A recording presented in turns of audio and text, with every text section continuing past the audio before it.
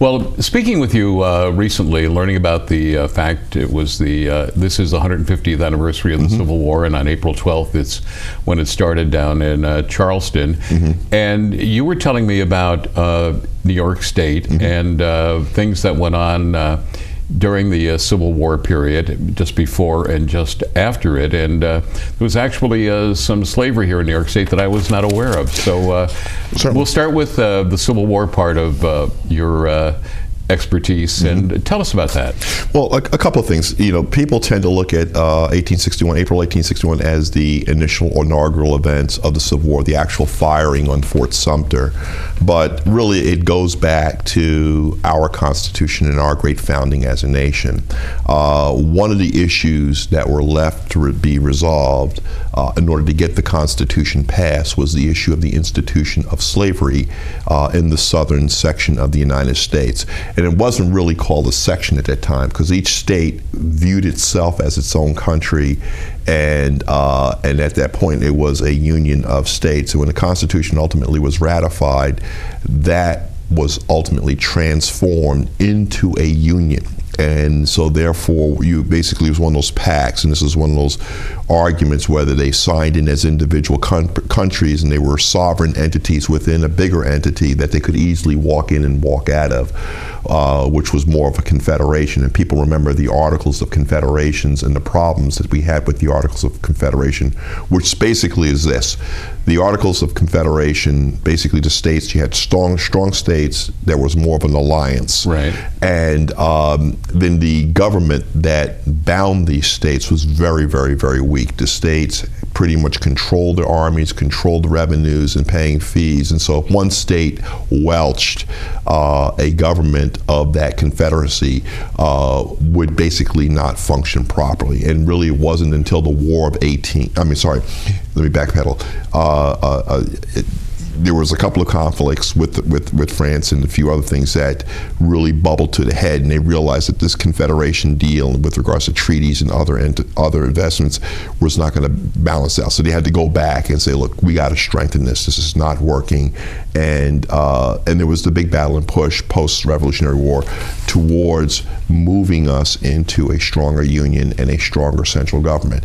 And the Federalist Papers are very, very important in this debate and discussion of whether you have strong states or strong government. Alexander Hamilton was a very central character, and his roots to New York and the Capital Region are, in fact, Cherry Hill Mansion, you want to visit. Cherry Hill Mansion in Albany. In Albany, New York. You want to visit that if you want to get a flavor of Alexander Hamilton in Albany, and also the Rensselaer family that he married into.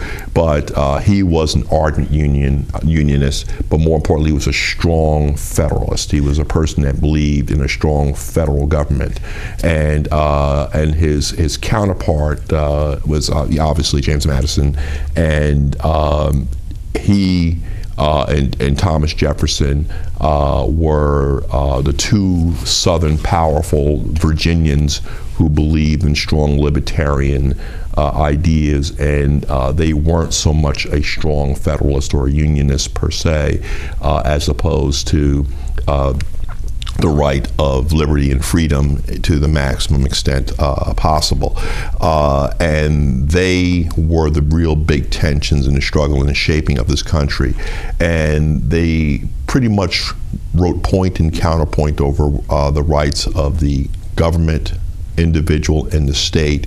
And this played out in a series of papers called the Federalist Papers, which are very, very, very, very important. Now, getting back to, the history leading up to the history of the nation, what part, just before the Civil War and just after the Civil War and during the Civil War and during the slavery period, what part did New York State play? Because I always assumed that once you got north of the District of Columbia, that you didn't have slavery. But from what I learned from you, that was not the case at all. Well, again, it wasn't until much later that slavery in New York State was abolished. But the point of the matter is, New York State did have slaves. New York State while eventually moving to a free labor state. And in fact, one of the big transformative trends that came to New York was the mass migrations from Europe during 1848, which is a very critical, because it was the period of revolution in Europe, meaning that workers were recognizing their rights. You had the rise of Karl Marx and the unions and the guild movements in Europe. And so people were recognizing the rights of men, and that was being balanced against the industrialist versus, and there you still had crown heads of states. Russia and other countries were still very feudal states where the lords owned everything, and the people were peasants or serfs, and they were indentured to the land. So you had that upheaval, and that was one of the major waves and trends. So you had a lot of Germans, a lot of Irish, a lot of Scotsmen coming to the U.S. with ideas of individual liberty and freedom, but also owning their labor. And they moved from the issue of serving a lord or being indentured to an individual or being owned by a company to really recognizing that their labor had value. And so that mass migration came to the United States, and New York State was one of the, again, we talk about the Ellis Island areas, it was one of the major portals. It was a major port by which immigrants came in, and they were a vibrant part of building this state. So the state moved to a free labor state, but by it being free labor, you had to compete with, people who were still, let's say, less than citizens. And again, the cheaper the individual, the lower you get remitted insofar as wages. Now, my understanding is a lot of the slaves from the South would come up and hide in New York State or other northern states, and thus we have the Underground Railroad in New York State. Could you talk about, for our viewers in Buffalo, Syracuse, and Albany, the Underground Railroad and how that functioned during this Civil War period and the slavery period in our nation? Well, there's a couple of things I want to talk about. One is the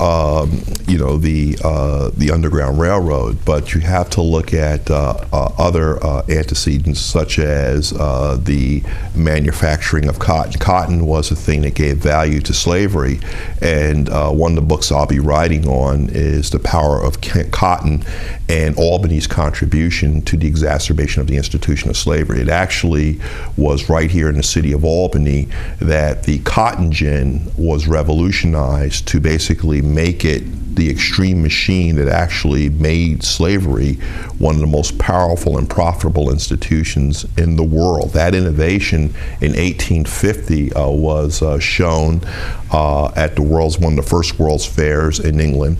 It came from Albany. It was the Emery family. In fact, if you ever come to downtown Albany, the Albany bus station area, that was where they had the Albany Agricultural Works.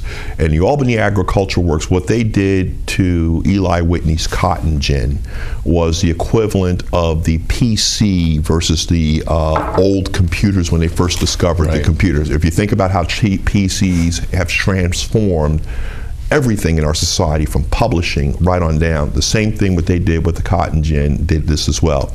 And what it was able to do was that not only was it able, the Albany, as they say, invention modification allowed them to factor almost 10,000 times the amount of cotton that can be produced with less labor. Before people would have to sit by hand and pick it out, but also with the little gins, they only could put through small amounts. But what Albany's invention did was have a large, massive scale, the machine, the box is the size of a piano, run either by people or horses on a like a little treadmill. And not only did it gin the cotton, but they had something called a condenser on the end of it, and it produced these nice flat mats, and it also put it into nice little bales. And so every time you look at the old pictures prior to the Civil War, those nice daguerreotypes where you see those perfect bales of cotton, those were from the Albany patents and the Albany's machines that allowed them to produce massive amounts. So what that did was that it allowed the South to produce even, 10 times more cotton, do it much more efficiently, but it took a labor-intensive process, and it reoriented the slaves, because before they had to have large amount of slaves in the field to pick and process cotton, but now you can put more slaves, put more acreage on the plant, and then produce even significant more crops, and do it cheaper. Because remember, Egypt was one of the sources of cotton for the English. They had their cottons from the Caribbean and other places. But once the South had that technological breakthrough, thanks to Albany and the Emory family, that is what really put mute the question that the founding fathers, when they thought slavery would fade away and that we would evolve liberty for all, the liberty that Crispus Attucks, who by the way was one of the first African Americans to die, but one of the first to die in the cause of liberty in the Boston Massacre, they thought it would fade away. But once you had, nobody factored in the possibility for a technology innovation, and that technology innovation was due right here on Lower Broadway in downtown Albany at the site of E-Commerce Square. So that was one piece. We also had, at the outbreak of hostilities, you had Erastus Corning, who was the great railroad baron and mogul of New York Central Railroad, but one of the wealthiest and most powerful men.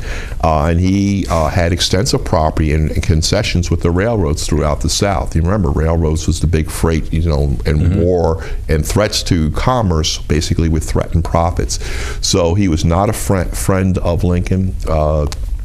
He pretty much, always aligned himself with the Southern interest, and to him, these were threats and such issues. A prominent New Yorker, and he was a prominent New Yorker, and such issues would basically interfere with his ability to make a buck. So he was the founder of the Copperhead movement. So the Copperhead movement and the financial underpinnings. He was like the Koch brothers are today to the Tea Party. He was a much more visible Koch brother than of his day. So he financed a lot of the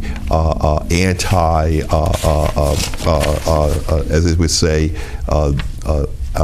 radical republicanism and anti-abolitionism. He was at the center of that, and he was a thorn in the side of President Lincoln from the day that he was inaugurated, and so that was also another Albany contribution. But what also is significant is the Underground Railroad and the Mair's house. In fact, we had a big Underground Railroad in New York State, right? Well, if Erastus Corning was the founder of, as I say, the modern railroad, and was the big mogul of modern railroad, well, Stephen Myers, in the Myers house, he was the black Erastus Corning of the Underground Railroad in the abolitionist movement, whereas one moved cargo and commerce, one moved human beings to liberty in the North. How many? And he connected with another prominent family of color, which is the Schuyler, Captain Sam Schuyler, who had one of the largest tow and tugboat lines, and these people moved people from the South. And it's not only just on the Hudson River, but along the Susquehanna River, along the Erie Canal system. So Buffalo, Syracuse, Rochester, these were major amongst many pathways to the North in Canada.